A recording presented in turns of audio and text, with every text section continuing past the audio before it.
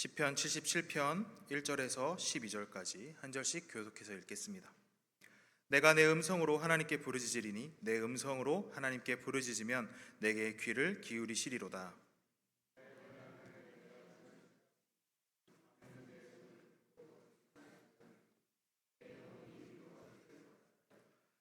내가 하나님을 기억하고 불안하여 근심하니 내 심령이 상하도다.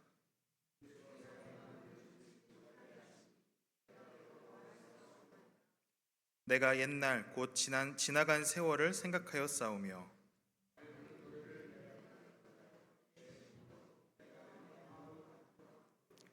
주께서 영원히 버리실까? 다시는 은혜를 베풀지 아니하실까?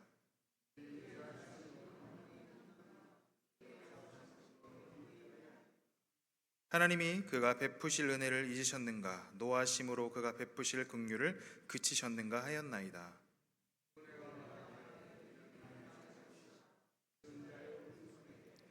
곧 여호와의 일들을 기억하며 주께서 옛적에 행하신 기이한 일을 기억하리이다. 또 주의 모든 일을 작은 소리로 읊조리며 주의 행사를 낮은 소리로 되뇌이리이다. 아멘.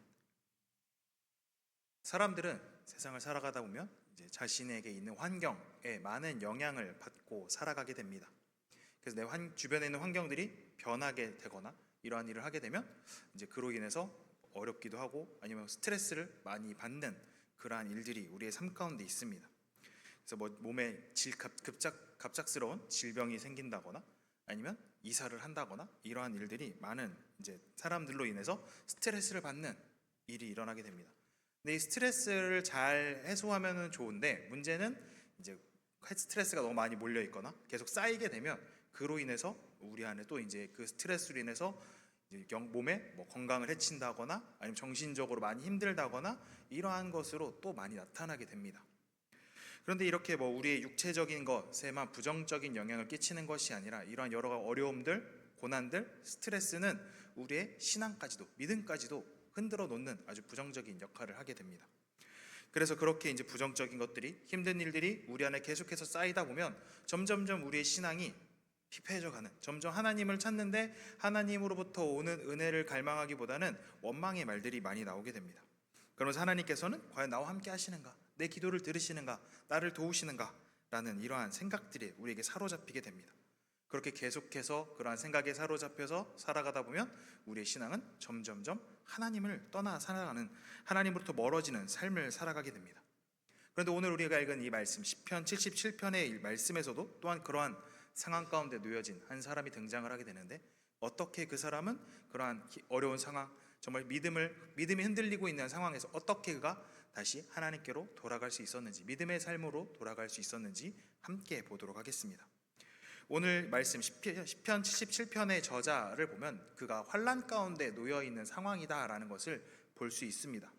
오늘 말씀 2절을 보면 이렇게 이야기합니다. 나의 환난 날에 내가 주를 찾았으며 밤에는 내 손을 들고 거두지 아니하였나니 내 영혼이 위로받기를 거절하였도다라고 합니다. 자신의 상태를 뭐라고 하냐? 환난 날 그리고 밤이라고 이야기를 합니다. 그러니까 굉장히 자신이 힘든 상황 가운데 있다라는 것을 말하고 있습니다. 그래서 그가 이러한 힘든 상황 가운데 있으니까 어떻게 하냐면 내가 주를 찾았다. 그리고 내 손을 들고 있었다라고 합니다. 그러니까 하나님을 찾고 하나님께 간절하게 기도하는, 내 손을 들고 밤새도록 손을 들고 손을 내리지 않고 계속해서 하나님을 찾고 하나님을 부르짖고 하나님의 은혜를 구하였다라고 이야기를 합니다. 그러한 상황에서 지금 계속해서 하나님만을 바라보고 있고 뭐라고 하냐면 주변에 내 영혼을 위로받는 것, 그러니까 다른 사람들이 내 상황을 알고 내 상태를 보고 위로하고 이러한 말들로 나는 위로받을 수 없는 거절하였고 오직 하나님의 은혜만을 구하며 살아가게 됩니다.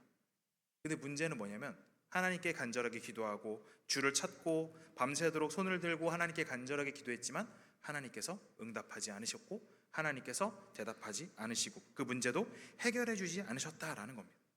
과거에 하나님께서 자신을 도와주시고 어려운 일이 있을 때 은혜를 베풀어 주시고 나와 함께 하셨던 그 하나님이 계신데 지금 내 상황에서 하나님을 그렇게 부르짖었는데 하나님이 나의 상황에 응답하지 않으신다라고 이야기를 합니다. 그래서 오늘 말씀 3절에서 이렇게 이야기합니다. 내가 하나님을 기억하고 불안하여 근심하니 내 심령이 상하도다 라고 합니다. 과거에 만났던 하나님, 나와 함께 하셨던 그 하나님은 어떠한 하나님이시냐면 자비로우신 하나님, 내가 기도할 때 응답하시고 나를 도우시는 하나님이다라고 그는 믿고 살아갔습니다. 그런데 현재 상황에서, 이 시편의 저자의 상황에서 하나님은 어떠하시냐? 하나님은 내 기도에 응답하지 않으시고 내가 환난 가운데서 밤새도록 손을 들고 기도하지만 나를 도우시지도 나와 함께 하지도 않으시는, 고난 가운데 나를 버려두는 것 같은 그러한 상황 가운데 놓여 있었습니다. 그러기에 자신의 심령이 상하였다라고 그는 고백을 합니다. 그러니까 이렇게 불안한 상황, 지금 어렵고 힘든 상황, 하나님은 나를 도와주시지 않는다, 내 기도에 응답하지 않는다라고 생각하니까 그가 어떻게 상황하냐면 점점 그 심각성이 점점 깊이 들어갑니다. 근심과 걱정으로 스스로 계속해서 빠져 들어가게 됩니다. 그래서 오늘 말씀 7절부터 9절까지 이렇게 이야기합니다. 주께서 영원히 버리실까? 다시는 은혜를 베풀지 아니하실까? 그의 인자하심은 영원히 끝났는가? 그의 약속하심도 영구히 패하였는가? 하나님이 그가 베푸실 은혜를 잊으셨는가? 노하심으로 그가 베푸실 긍휼을 그치셨는가 하였나이다 라고 합니다. 이제 점점 상태가 심각해지죠. 앞서보다 점점 뭐라고 하냐면 나를 영원히 버리신 것은 아닐까, 은혜를 다시는 베풀어 주시지 않는 것은 아닐까라고 하면서 점점 그의 상태는 안 좋아지고 있었습니다. 하나님으로부터 점점 멀어지면, 나는 이제 하나님으로부터 완전히 버림받은 자구나, 하나님이 나를 더 이상 내 기도에 응답하지도 나를 찾으시지도 나를 도와주시지도 않는구나 라고 그는 생각을 했습니다. 그러니까 하나님께서 과거에 나에게 베풀으셨던 인자, 약속, 긍휼, 이러한 것들이 없다, 어디 갔는지 알 수 없고 이제 나는 완전히 하나님으로부터 잊혀졌다라고 그는 생각을 했습니다. 앞서 서두에서 말씀드렸던 것처럼 우리의 삶에서도 여러 가지 환난들이, 문제들이 놓여져 있게 됩니다. 그러한 것들로 인해서 계속해서 스트레스를 받고 어려움 가운데 빠지게 되면 점점점 오늘 이 시편의 저자처럼 그 부정적인 요인들로 인해서 내가 그 안에 서서히 빠져 들어가게 됩니다. 그 문제들이 나를 집어삼키는, 그 안에 내가 매몰되어 버리는 상황. 그래서 마치 7절에서 9절에서 했던 것처럼 나는 아무것도 아니, 하나님이 나를 버리신 건 아닌가? 왜 나에게 응답하지 않는가? 하나님 과거에 나 이렇게 해주셨는데 지금 왜 아무것도 안 해주시는가? 라는 이러한 생각이 점점 나의 삶을 집어삼켜 버리게 된다라는 겁니다. 그러다 보면 하나님을 찾는 것도, 하나님께 기도하는 것도 점점 멀어지고 말씀을 가까이 하지도 않는 이러한 삶을 살아가게 되어 버립니다. 이 시편의 저자도 그러한 상황에 들어가게 되니까 더 흔들리고 하나님을 더 이상 찾지 않을 것 같은, 이제 하나님으로부터 완전히 떨어져 버릴 것 같은 이러한 모습을 보여주고 있었습니다. 그런데 오늘 말씀을 보면 이 시편의 저자가 어떻게 돌아올 수 있었는가, 어떻게 이렇게 믿음이 흔들리고 있는 상황, 하나님이 나를 버리셨다라고 고백했던 이러한 상황 가운데서 돌아갈 수 있었는가?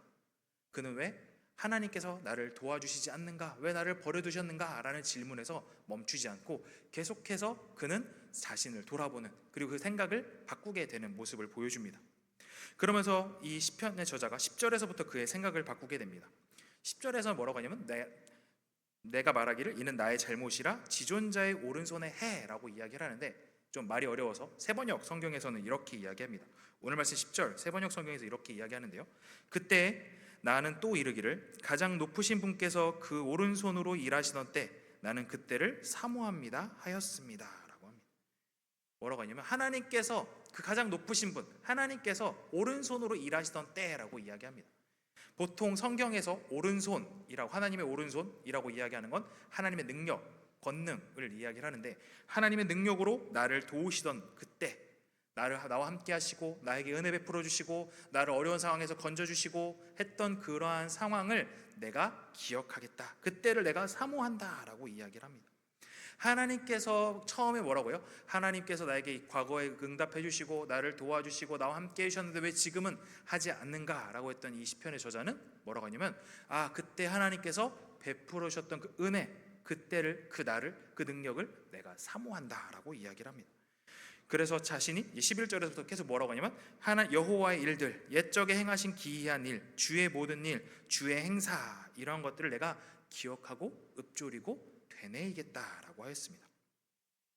그는 현재 고난과 어려움에 갇혀서 과거에는 이렇게 해주셨는데 왜 지금은 해주시지 않는가라는 것을 넘어서서 하나님께서 그때 베풀으셨던 은혜들을 다시 기억하고 나를 도우셨던 것들, 나에게 응답하셨던 것들을 생각하면서 그 하나님을 다시 붙잡는, 그리고 그 하나님이 이제 지금도 이 상황 가운데 있는 나를 도와주실 것이다 라는 그 믿음으로 살아가게 되었던 것입니다.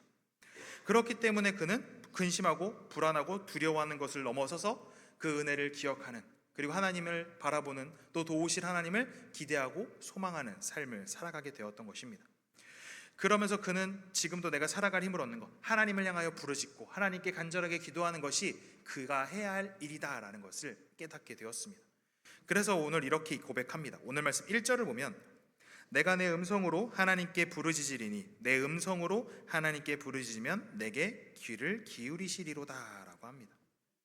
이 시편 77편 이 시인데요, 이 시의 중요한 건, 포인트는 맨 앞에 주제를 놓고 이제 자신의 이야기를 펼쳐간다라는 겁니다. 그러니까 이미 결론을 내리는 거죠, 1절에서. 그래서 내가 하나님께 부르짖을 것, 그리고 내가 하나님께 간절하게 이렇게 부르짖을 때에 하나님께서 그 음성에 귀를 기울이실 것이다 라는 그 사실을 그는 알았고, 그는 계속해서 이러한 상황 가운데 있었지만 과거에 나에게 은혜 베푸신 하나님을 기억하고 그 하나님을 찾고 그 하나님께 부르짖으며 나아가겠다라고 했던 것입니다. 지금 이 자리에 있는 저도, 그리고 여러분들도 우리 삶에서 불안이, 걱정이, 근심이 있을 때가 있습니다. 없을 때도 있고 아니면 또 있을 때도 있습니다.